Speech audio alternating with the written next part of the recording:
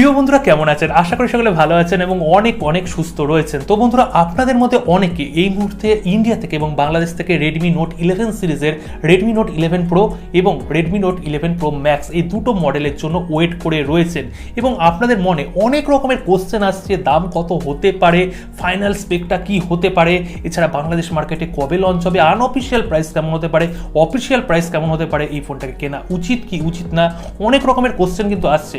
তো সুতরাং বলতে পারেন এখানে রেডমি নোট 11 সিরিজের একটা কিউএনএ করছি, এখানে অনেক রকমের কোশ্চেনের উত্তর আপনাদের আমি শেয়ার করছি। অবশ্যই ভিডিওটাকে শেষ পর্যন্ত দেখবেন আর ভিডিওটাকে অবশ্যই একটা লাইক দিয়ে স্টার্ট করবেন। যারা সাবস্ক্রাইব করেননি কি করছেন, বাংলা ভাষায় টেকনিক্যাল ভিডিও নিয়ে আসছে আপনাদের সামনে, অবশ্যই মাতৃভাষাকে সাপোর্ট করুন, সাবস্ক্রাইব করে নোটিফিকেশন বেলটাকে প্রেস করে অল করে দিন।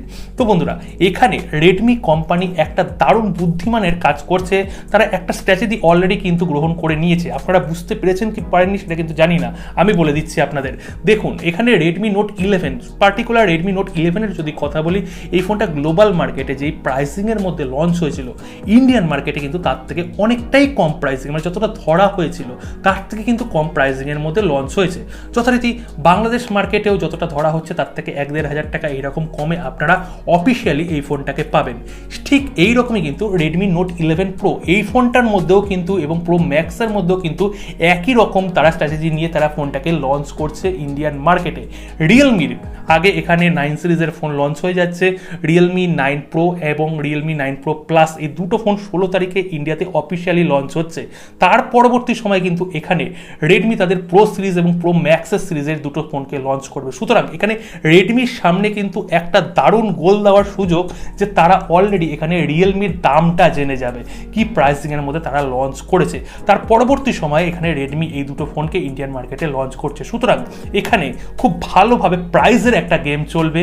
এখানে রেডমি যদি রিয়েলমির তুলনায় কম প্রাইসিংয়ের মধ্যে ফোনটাকে ইন্ডিয়ান মার্কেট বাংলাদেশ মার্কেটে লঞ্চ করে, তাহলে এখানে অনেকেই রেডমির ফোনটার দিকে কিন্তু আসবে এবং এই ফোনটাকেই প্রেফার করবে। কেননা আফটার অল আমরা কম প্রাইসিংয়ের মধ্যে একটা মোটামুটি ভালো রেঞ্জের ফোন আশা করি। এখানে রেডমি কিন্তু ডেফিনেটলি একটা কম প্রাইসিংয়ের মধ্যে রিয়েলমির তুলনায় ফোনটাকে আনার চেষ্টা করবে। প্রথম কথা এখানে বলে দিলাম, এখানে যদি ধরেন রেডমি নোট 11 প্রো অলরেডি তো আপনারা স্পেসিফিকেশন জানেন, আমি আর স্পেসিফিকেশন আলাদা করে বলছি না। এই প্রোর মডেল কিন্তু দু রকমের মডেল আসতে পারে, একটা 4G একটা 5G, কারণ গ্লোবাল মার্কেটে দুটো মডেল লঞ্চ করা হয়েছে। আমার মনে হয় না ইন্ডিয়ান মার্কেট বা বাংলাদেশ মার্কেটে 4G মডেলটাকে তারা লঞ্চ করবে। যদিও লঞ্চ করে দেয়, এই 4G মডেলটা ইন্ডিয়ান প্রাইসে মোটামুটি 11S যেমন রয়েছে তারই কিন্তু আশেপাশে থাকবে, এই 17-18 হাজার টাকা এই রকম প্রাইস রেঞ্জের মধ্যে ইন্ডিয়ান মার্কেটে লঞ্চ হবে। যথারীতি বাংলাদেশ মার্কেটে এটা মোটামুটি ওই 20 হাজার টাকা এই প্রাইস রেঞ্জের মধ্যেই থাকবে। আর ইন্ডিয়ান মার্কেটে রেডমি নোট 11 প্রো এই কথাটা বলছি, এই ফোনটার কিন্তু প্রাইসে 20-21 ওপরে কোনোভাবেই যাবে না। এখানে 20,000 এর নিচেও থাকতে পারে, 19,999 এইরকম একটা প্রাইস আনতে পারে। তারপরে আবার অফার রয়েছে। বাংলাদেশ মার্কেটে যখন লঞ্চ হবে এটার প্রাইস কিন্তু মোটামুটি 23-24 হাজার টাকা, মানে 25 হাজার টাকা ধরুন, 25 হাজার টাকার মধ্যে কিন্তু এই ফোনটার প্রাইস রাখার চেষ্টা করবে। আগের তুলনায় কিন্তু একটু কম প্রাইস আনার চেষ্টা করবে। এখানে রিয়েলমি ভালো স্পেসিফিকেশান নিয়ে কিন্তু রেডমিকে অ্যাটাক করছে। হ্যাঁ, ভালো স্পেসিফিকেশান আছে তাদের নাম্বার সিরিজের ফোনের মধ্যে। এখানে যদি আমি প্রো প্লাসের কথা বলি, এখানে রিয়েলমি 9 প্রো প্লাসের কথা বলছি, এখানে কিন্তু তারা ক্যামেরার মধ্যে ওয়াইএস ইমপ্লিমেন্টেশন করছে, সনির 3 সেন্সার দিচ্ছে। সুতরাং অনেকেই কিন্তু এখানে রিয়েলমি 9 প্রো প্লাস এই ফোনটাকে কিনবে। ইভেনলি আমিও কিন্তু মোটামুটি একটা আমার ডিসিশন দিয়ে দিয়েছি। এখানে ক্লিয়ারলি কিন্তু রিয়েলমি 9 প্রো প্লাস এখানে রেডমি নোট 11 প্রো ম্যাক্সের তুলনায় কিন্তু অনেকটাই এগিয়ে যাচ্ছে। সুতরাং এখানে প্রাইসিংয়ের গেম খেলবে। এখানে যদি আমি প্রো ম্যাক্সের কথা বলি, এখানে রেডমি নোট 11 প্রো ম্যাক্সের যদি কথা বলি, এই ফোনটার প্রাইস কিন্তু মোটামুটি এই 23 হাজার টাকা কি 24 হাজার টাকা ম্যাক্সিমাম বলছি ইন্ডিয়ান প্রাইস অনুযায়ী। এই রকম প্রাইসে বেস ভ্যারিয়েন্ট ইন্ডিয়ান মার্কেটে লঞ্চ হবে এবং অফার দিয়ে মোটামুটি তারা কিন্তু এখানে 22 হাজার টাকায় নিয়ে যাবে।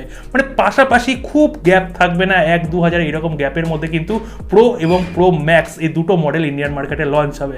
বাংলাদেশ মার্কেটে যথারীতি এই ফোনটা কোনোভাবেই 30 হাজার টাকার উপরে যাবে না, বলা হচ্ছে এখানে মোটামুটি 28 হাজার 29 হাজার টাকা এইরকম প্রাইস রেঞ্জের মধ্যে কিন্তু রেডমি নোট 11 প্রো ম্যাক্সের বেস ভ্যারিয়েন্টটা আপনারা পেতে চলেছেন অফিসিয়ালি বলছি।